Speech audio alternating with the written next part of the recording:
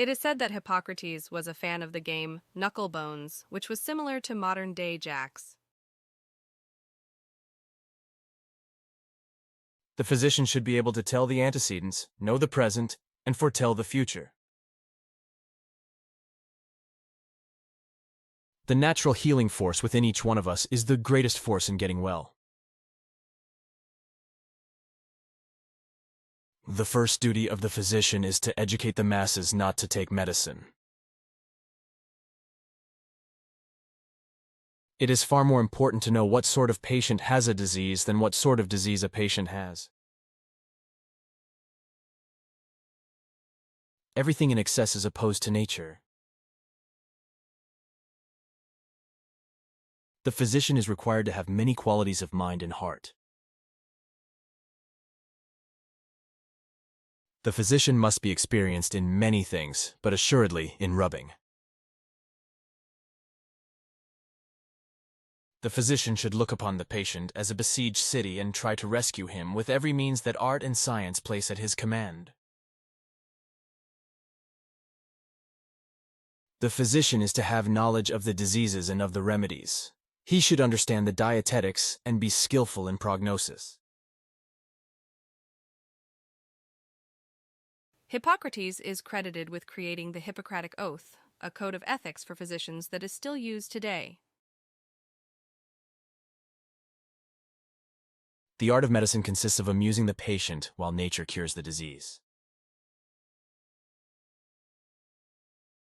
Let food be thy medicine and medicine be thy food. The art is long, time is fleeting. The physician should not treat the disease but the patient who is suffering from it. Life is short and the art long. Walking is man's best medicine. Nothing in excess. Nature, time, and patience are the three great physicians. The physician should be ready to learn from his patients what they cannot express in words. Hippocrates is a reminder that even in ancient times, there were individuals who were passionate about improving the lives of others through medicine and healing. Life is short, the art long.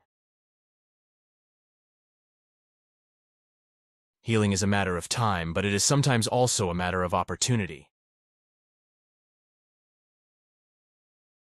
The physician must have a knowledge of many things, but assuredly of rubbing.